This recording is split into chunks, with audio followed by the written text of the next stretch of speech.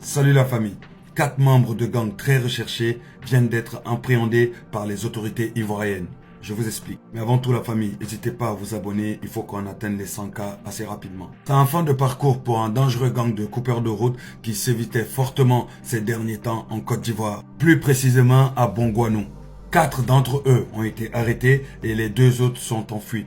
Mais vous savez ce qui est intriguant dans ce gang-là? C'est le fait que tous les membres du gang sont tous des étrangers. Le nommé B.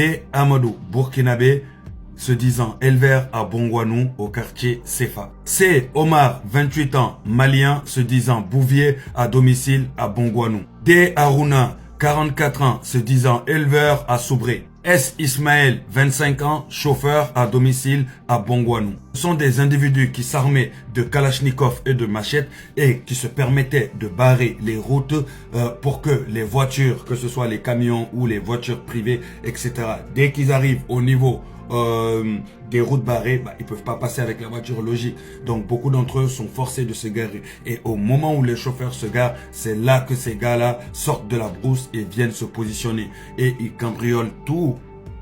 Ils dépouillent tous les passagers, dépouillent le chauffeur, dépouillent les gains du chauffeur et ensuite ils disparaissent dans la brousse, dans la nature. Ce gang-là, eux, perpétraient leurs méfaits dans l'axe de Bongouanou-Bato, peu après le village de Boukro. C'est après leur dernier méfait où ils ont dépouillé un chauffeur de 300 000 francs ainsi que tous les passagers de leur téléphone, de leur argent et de leurs biens précieux qu'ils avaient avec eux. Ce jour-là, les membres du gang étaient armés de kalachnikov et de machettes. Alertés, la police judiciaire ne s'est pas fait attendre pour commencer à faire leur boulot.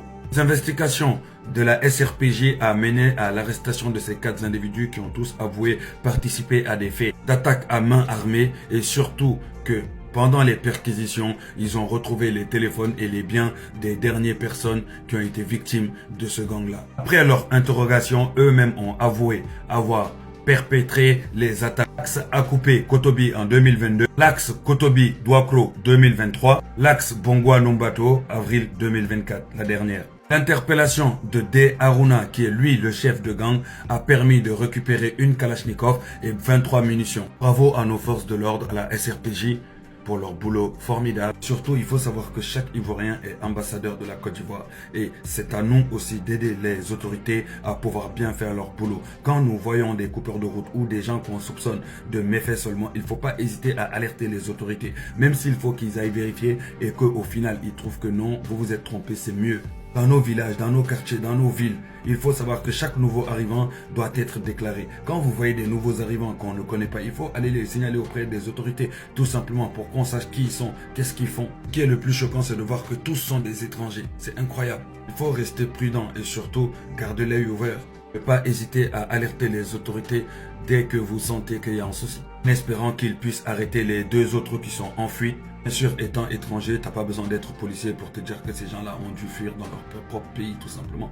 Alors, la réalité est qu'il y a des étrangers qui profitent de la situation sensible entre les pays-là pour venir commettre leurs exactions en Côte d'Ivoire et fuir et retourner dans leur pays. Parce qu'ils se disent qu'ils ne seront pas poursuivis dans leur pays. Voilà pourquoi il est important de mettre le paquet dans nos frontières et surtout dans nos quartiers, dans nos villes, à nous citoyens d'être vigilants et de regarder tous les nouveaux venus et de pouvoir les signaler. Il ne faut pas hésiter, on est des citoyens, on est des ambassadeurs de la Côte d'Ivoire.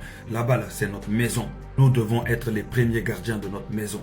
Cela va faciliter énormément le boulot des autorités. Je tenais à passer un message à tous les jeunes qui traînent dans les rues là, qui n'ont rien à faire là. Je vous dis tout simplement, allez tous vous inscrire à l'armée. C'est aussi simple que ça. L'armée a besoin de s'agrandir. Allez vous inscrire, vous serez logé, nourri, éduqué et vous allez avoir un travail et vous allez être payé tout simplement. À la sortie de l'armée, vous sortez avec de l'expérience. Vous pourrez être embauché en tant que garde du corps, sécurité, n'importe quoi. Sécurité de star, comme vous voulez. Mais au moins vous aurez une vie saine et surtout avec un avenir. Vive la Côte d'Ivoire, vive l'État de la Côte d'Ivoire, l'État le plus debout d'Afrique. Je dis à jamais les premiers, à jamais les premiers.